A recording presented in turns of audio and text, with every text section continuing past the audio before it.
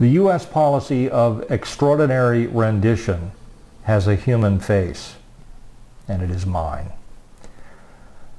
I was born in Kuwait and raised in Lebanon. In 1985, I fled to Germany in search of a better life.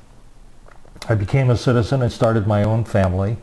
I have 5 children. On December 31st, 2003, I took a bus from Germany to Macedonia. When we arrived, Macedonian agents confiscated my passport and detained me for 23 days.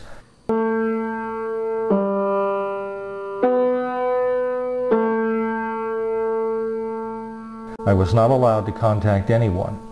I was forced to record a video saying I had been well treated. I was handcuffed, blindfolded, and taken to a building where I was severely beaten. My clothes were sliced from my body with a knife or scissors, and my underwear was forcibly removed. I was thrown to the floor, my hands pulled behind me, a boot placed on my back.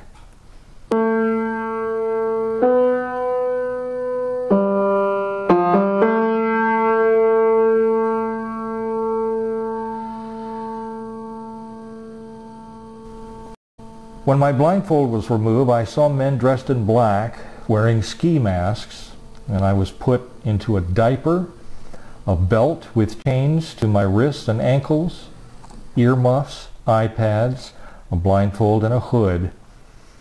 I was thrown into a plane, my legs and arms spread-eagled and secured to the floor. I felt 2 injections and became nearly unconscious. I felt the plane take off, land, take off again. When we landed again, I was beaten and left in a dirty and cold concrete cell with a bottle of putrid water. I was taken to an interrogation room where I saw men dressed in the same black clothing and ski masks as before. They stripped and photographed me and took blood and urine samples. I was returned to my cell. The following night, my interrogations began. They asked me if I knew why I had been detained. I did not. They told me I was now in a country with no laws, and did I understand what that meant? They asked me many times whether I knew the men who were responsible for the September 11th, 2001 attacks, if I had traveled to Afghanistan, if I associated with certain people in Germany. I told the truth, that I had never been in Afghanistan, had never been involved in any extremism. I asked repeatedly to meet with a representative of the German government or a lawyer or to be brought before a court. My requests were ignored. In desperation, I began a hunger strike. After 27 days without food, I was taken to meet with 2 Americans, the prison director and another man referred to as the boss. I pleaded with them to release me or bring me before a court, but the prison director replied that he could not release me without permission from Washington. He also said he believed I should not be detained in the prison. After 37 days without food, I was dragged to the interrogation room where a feeding tube was forced through my nose and into my stomach. I became extremely ill. I was taken to meet an American who said he had traveled from Washington and who promised that I would soon be released. I was also visited by a German-speaking man who explained that I would be allowed to return home, but warned that I was never to mention what had happened because the Americans were determined to keep it secret.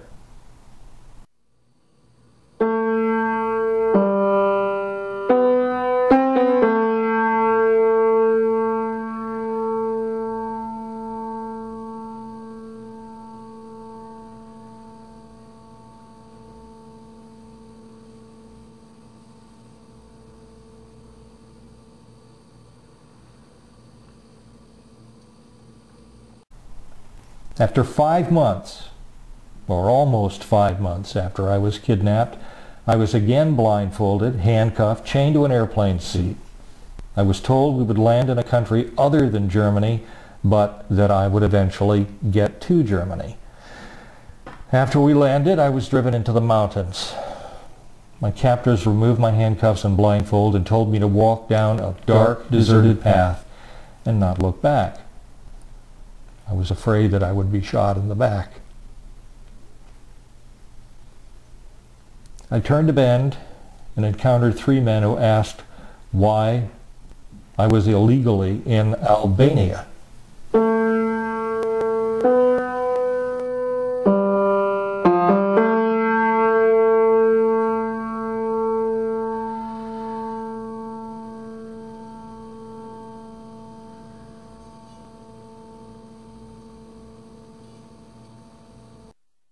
Bandershot.